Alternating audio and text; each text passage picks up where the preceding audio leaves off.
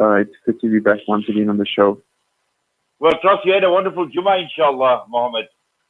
It was definitely, they say what they say about Juma and fasting on Fridays. So, Alhamdulillah, it's been a fruitful Friday, but I'm looking forward to Iftar, inshallah. Oh, I get your drift. You missed the Jummah lunch. That's right, Uncle. The Friday lunch and fasting on Friday, it's never easy. It's never been easy. I know, because Jummah is such a special day for all of us, and also the lunch table. But Mohammed, let's look ahead at the newsmakers of the day. And we're talking about Cricket South Africa. Now, we've had these interviews in the past, and we know Cricket South Africa is in a huge mess at the moment. And now we see Natim Tetwa versus Cricket SA. What's all this about? That's right, Angela. So that's the news that has just come in, and the sports minister, which of course is Natim Tetwa, now he has exercised his power in terms of Section 13 of the National Sport and Recreation Act, and he has actually removed Cricket South Africa as the national body to run, the sport, cricket in the country. Now, the move comes after the Members' Council voted not to implement a new memorandum of incorporation. Now, had that memorandum, the memorandum of incorporation been implemented, it would have meant having more independent directors as well as an independent chair. Now, removing Cricket South Africa as the national body to run the sport in the country, it's not going to affect much. It's not going to have any material effect on South Africa in terms of funding. But the removal of the recognition of CSA will have a profound effect on the national team, which of course is the Proteas, because they will now no longer be recognized as the representative team or the national team of South Africa. So that's massive news which has just come in, and that's of course with the ongoing issues in Cricket South Africa. Well, it seems to be one big mess at the moment as far as CSA is concerned. Let's move on.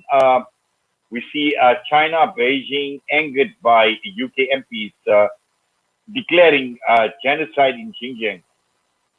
That's right, Inayet. So the UK MPs have declared the genocide in Xinjiang, and this has definitely angered the Chinese government.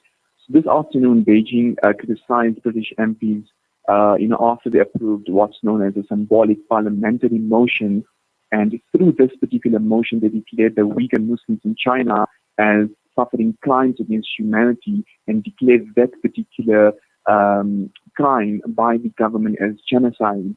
But Beijing is actually calling these accusations by the MPs, by the British MPs, as a big lie.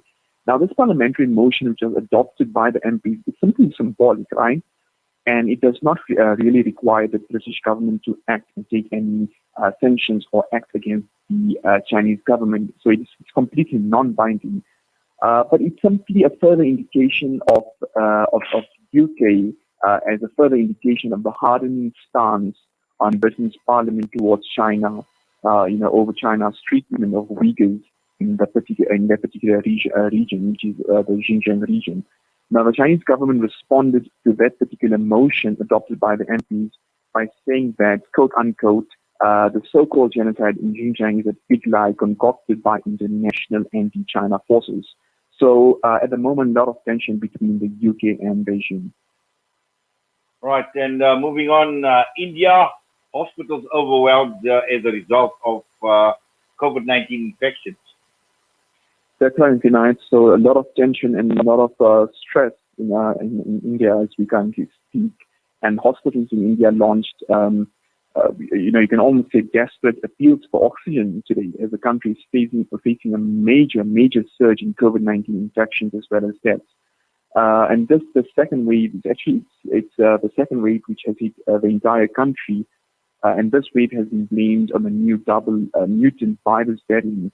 And that's also as a result of, government allowing massive public gatherings and sporting events, and they actually turn into super spreader events. I mean, just this week we spoke to the political analyst Umar Sharif regarding the Kumbh Mela, and such events have turned into super spreaders. So blaming, massive and public gatherings as well as double mutants for a surge in COVID-19 infections as well as deaths in the country. But just today and tonight, India reported more than 330,000 new infections and 2,000 deaths. So just today, and hospitals are actually sounding alarm on oxygen supplies for patients on, ventilated support.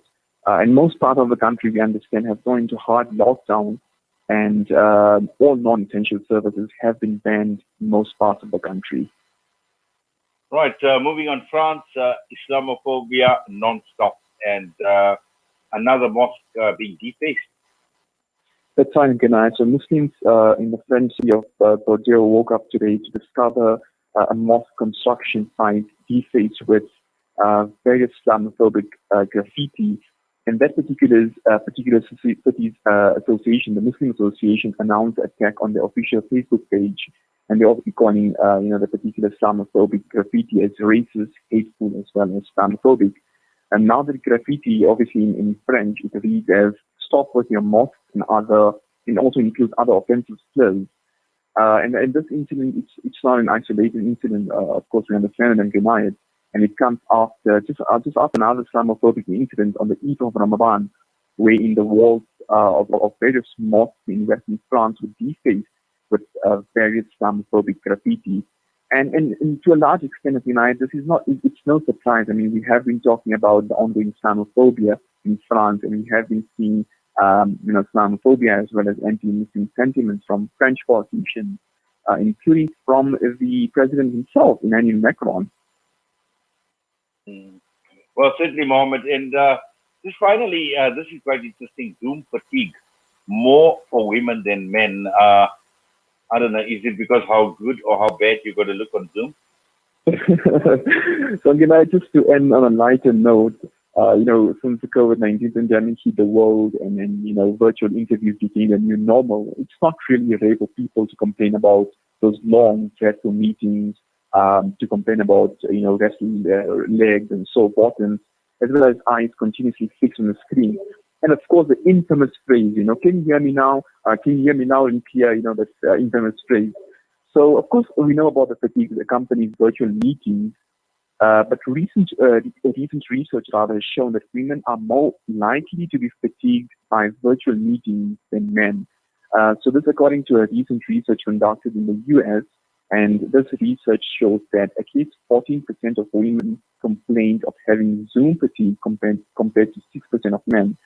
And that's because, according to this particular research, not necessarily because they have to look prettier, but also because are more likely because they work differently from men, or their meetings tend to be longer than men with shorter breaks. And as well as, many times we have women looking after children while, working from home and participating in virtual interviews.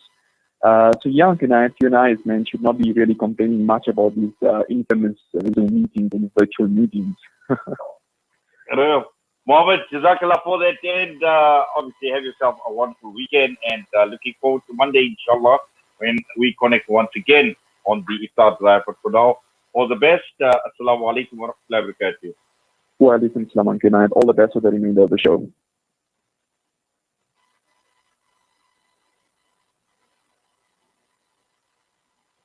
Iftar Drive on Salam Media.